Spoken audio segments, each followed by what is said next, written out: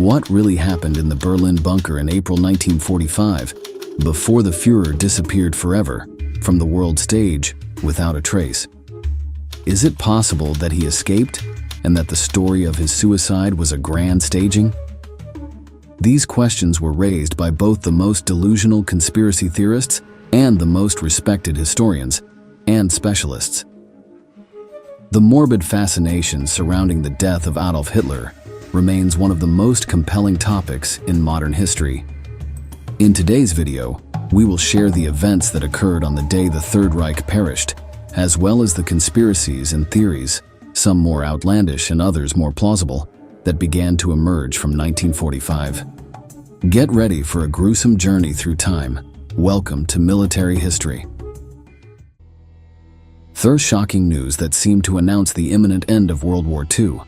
The physical disappearance of the man who had become, in the eyes of virtually the entire planet, the embodiment of absolute evil, was met with disbelief that would last for decades.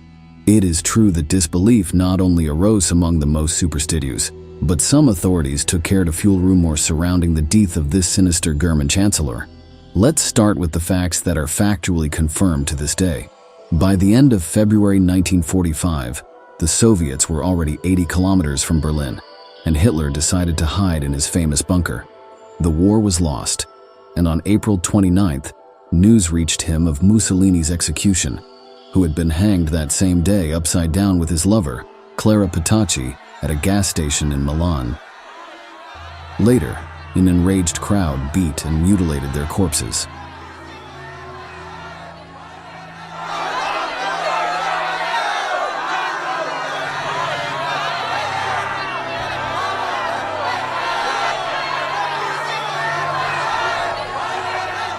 At midnight, the Führer married Braun in the bunker's map room, and they both retired to their rooms for an intimate celebration where the tragic event would occur. At 9:30 p.m. on May 1st, 1945, the Hamburg radio announced that it would soon make a grave and important announcement to the German people. The station then began broadcasting solemn music by Richard Wagner, the favorite composer of the Nazi leader, followed by a fragment of Anton Bruckner's Seventh Symphony. Before the music ended at 10:20 p.m., the official voice began the announcement. Our Führer, Adolf Hitler, fell this afternoon at his command post in the Reich Chancellery, fighting to his last breath against Bolshevik communism and for his beloved Germany. Once the communication was concluded, the then Commander-in-Chief of the German Navy, Karl Dönitz, to whom Hitler had left control of the nation after his death, spoke and claimed that the Nazi leader had died a hero. However, the Germans had not presented the dictator's corpse and the opposing army had not found it. This was becoming a mystery. This is London calling. Here is a news flash. The German radio has just announced that Hitler is dead. I repeat that. The German radio has just announced that Hitler is dead. On May 2nd, with Berlin now in communist hands, members of the Soviet counterintelligence corps known as Smersh sealed the garden of the Chancellery and the bunker of the Nazi leader. The search operation for the corpse was carried out under the utmost secrecy, to the point that even Marshal Georgy Zhukov, the commander of the Soviet forces that assaulted Berlin, was denied access with the argument that the place was not safe and was on the verge of collapse. Such actions and concealments only cast doubt on the death of the Führer. The suspicions of the Allied media were not long in coming, and the next day, serious and important publications, such as the New York Times, stated in their articles that the Nazis had extensively used lies as part of their policy, and that, for that reason, it was difficult to believe the official statements about Hitler's death. As an example, they cited reports about Hitler's alleged doubles and the use of propaganda during the Nazi government.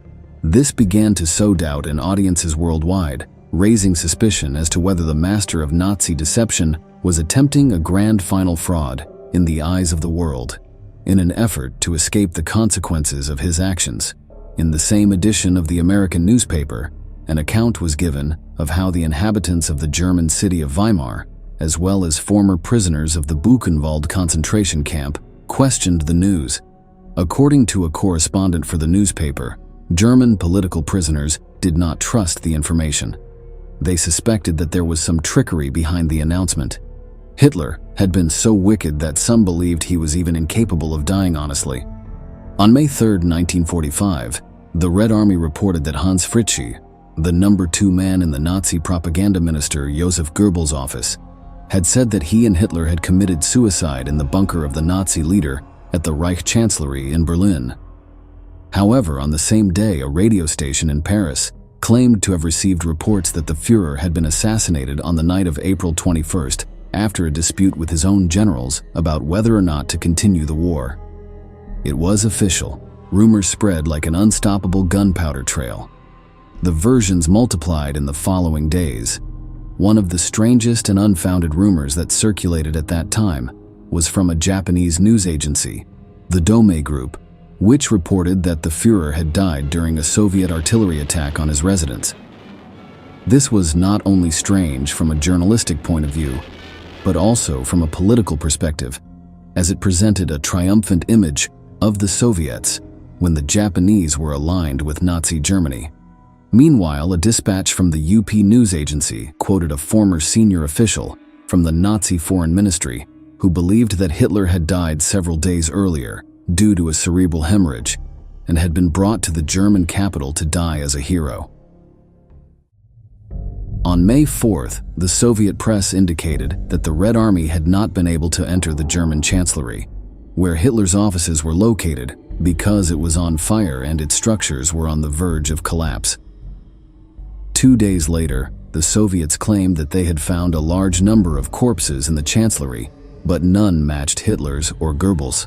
During that search, a Russian general announced the discovery in the ruins of Berlin of a shot body that was initially identified as Hitler by members of his own domestic service, although a driver claimed it was the corpse of one of the cooks who also served as Hitler's doubly. The theory is known that the Nazi leader surrounded himself with doppelgangers or doubles, so that in case of an ambush he could hand over one of his twins and escape. For these reasons, the death of the evil and charismatic chancellor was fertile ground for developing conspiracies. Finally, on May 5th, Smersh agents found the bodies of Hitler and Eva Braun, buried in a hole opened by a bomb in the Chancellery garden. The bodies had been sprayed with gasoline and were partially burned. According to statements from the person who incinerated the corpse, the body burned for at least 2 hours without interruption and was buried charred. Hitler's body was impossible to recognize, so once in the morgue, forensic experts proceeded to remove his jaw in an attempt to identify him from his dental records.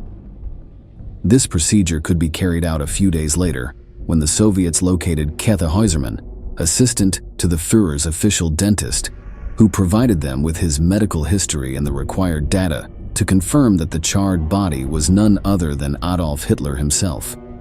The conspiracies did not end when the identity of the Nazi leader's body was confirmed. Despite the factual data, rumors continued to circulate among people worldwide, sowing more and more doubts. Stalin and the Communist High Command also did not try to clarify the rumors, as they saw a strategic advantage in knowing the truth, while their growing Western enemies wasted their time trying to find out what had happened to the German dictator. 2 weeks after the recognition, Soviet intelligence revealed that according to the personnel attending to Hitler, he had received euthanasia on May 1st by a doctor named Morel because he was partially paralyzed and suffered a lot of pain, supposedly derived from a genetic disease. While theoretically there was no basis to support this version at the time, in a 2018 interview with the Times of Israel, a specialist historian referred to records indicating that the Nazi leader showed signs of suffering from Parkinson's in his last days, raising questions about how he could shoot himself with his right hand in those conditions, and giving some support to the previous theory. The rumors of the time did not stop, and 2 years after the death of the Führer, sources in Switzerland claimed that there was no cremation in the Chancellery, and that the former U.S. Army Lieutenant Colonel William F. Heimlich had categorically stated that Hitler had not died, but was hiding somewhere in Europe with Martin Bormann. In 1948, it was the grandson of Marshal von Mackensen, Lieutenant Arthur Friedrich, who declared that he had traveled with 150 other people, including the Führer Eva Braun and Martin Bormann, from Tempelhof Airport to Tondern in Denmark. However, experts on the subject also talk about rumors in South America. Bueno, hay un documento de la CIA bastante importante con una foto de Hitler en Tunja. El documento dice que participó de una reunión con otro nazi de apellido Citroën que llegó desde Venezuela y se reunieron en Tunja una determinada cantidad de tiempo que el documento no aclara, aunque sí aclara cómo la CIA obtuvo tanto el negativo como el positivo de esa foto. Yo estuve hace poco tiempo en Colombia y bueno, siguiendo este rastro he encontrado testimonios y otros elementos muy importantes que acreditan que Hitler estuvo por lo menos un tiempo en Colombia. In the following decades, numerous extravagant speculations about his whereabouts continued to surface. For example, the magazine National Police Gazette claimed in the late 60s that Hitler lived hidden in an ultra-secret base in Antarctica, isolated from the world. It was also argued that his destination had been Mato Grosso, Brazil, aided by the Vatican, and that he died of old age in 1984. Other theories placed him in Colombia, where he supposedly led a quiet, civilian life, as confirmed by a CIA agent report in 1955, contacted by a former SS soldier. The document clarified that the office was not able to verify the accuracy of the information and attached a photo of the former SS next to the supposed Führer. The account of an Argentine elderly woman who claimed to have worked for Hitler and his wife Eva Braun in 1956 in a residence in Villa La Angostura, near the Andes, is also not unknown. Sí, claro. Yo hace 20 años que investigo el tema. Yo vivo en San Carlos de Bariloche, en la Patagonia, que es el lugar donde vivió Hitler apenas llegó a Argentina tras escapar de Berlín. Y como usted decía, esto se extiende no solamente a Argentina, porque Hitler vivió en Argentina un tiempo, estuvo en Paraguay y estuvo en otros países, entre ellos Colombia también, en los años 50, específicamente en la localidad de Tunja. Many rumors color the enigmatic death of the sinister leader of the Third Reich. Among scholars who analyze the truth about the death of the Nazi chancellor, there is what is known as the other deaths of Hitler. Basically, they collect and contrast different conspiracy theories, sometimes more and sometimes less real, about what actually happened to the National Socialist leader.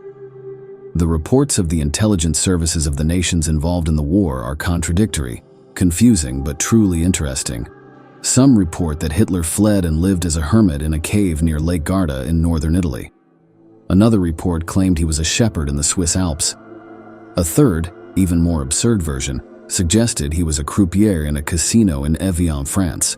In 2010, new rumors began to circulate, reviving old theories with supposed documents from the German Secret Service indicating that Hitler arrived in Barcelona from a flight from Austria. In theory, there are also FBI reports indicating that the US Army was spending most of its efforts trying to locate Hitler in Spain. Meanwhile, British intelligence services, particularly MI6, had reports of a convoy of submarines with the most important Nazi leaders fleeing, heading to Argentina and stopping in the Canary Islands. In a document, which some historians consider as physical evidence, the Nazi dictator appeared as one of the evacuees on a plane from Austria to Barcelona on April 27, 1945. Cross-reference information, incongruent data, and official suspicions formed an immeasurable web of possible theories, until science apparently confirmed that they were all delusions. French scientists claim they have put an end to conspiracy theories surrounding Adolf Hitler's death after studying his teeth. The researchers were given rare access to the Nazi leader's teeth, which have been held in Moscow since the end of the Second World War. They said the teeth were authentic, citing comparisons with Hitler's dental records and that they had no traces of meat. Despite his murderous nature, Hitler was a vegetarian. Various conspiracy theorists have claimed Hitler was still alive, with some saying he fled to Argentina with his wife and others claiming possible sightings of him up until the 1980s. The official version of the Führer's death, corroborated as of today, is based on a report from British intelligence in November 1945. The document maintains that Hitler indeed committed suicide around 3:30 p.m. on April 30th, 1945, alongside Eva Braun, whom he had married the day before. The German leader took his own life with a gunshot to the head, while his wife ingested a cyanide capsule. Regarding the corpse, the head of the secret police archive, Vasily Christoforov, confirmed that almost all of Hitler's remains were incinerated in 1970, and the ashes were scattered into the Biederitz River. This measure, recommended by the then head of the KGB, Yuri Andropov, was to prevent his grave from becoming a Nazi shrine. However, Moscow retained Hitler's jaw with his dentures at the FSB headquarters and a fragment of his skull in the State Archive, as seen in the attached file. He examines the skull. The bullet wound is clear. It looks like an exit wound. This would be the back of the cranial fold, right about in here. The skull does show evidence of exposure to fire. Using a special chart to look at bone color and cracking, Bellantoni determines that the skull was not burned for long. There is some burning going on here, not a cremation, but a burning nonetheless. Previously, a forensic dentistry study conducted by Dr. Reidar F. Sugnaes of the UCLA School of Dentistry and Dr. Ferdinand Strom of the University of Oslo confirmed in 1973 that the recovered corpse was indeed that of Adolf Hitler. The version offered by Hamburg Radio and Admiral Dönitz on May 1945 lied on two central issues. The Nazi leader did not die that day, and more importantly, he did not die in combat. Hitler was not on the battlefield, but cowardly took his own life in his bunker to avoid facing the fate of Mussolini and being held accountable for his actions before justice. So we arrive at the end of this complex plot, full of theories, truths, and lies. Before concluding, we wanted to ask you, which of all these theories and hypotheses do you think is the true one? Leave your opinions in the comments below. We appreciate you for sticking around until the end and look forward to seeing you in the upcoming installments of Military History.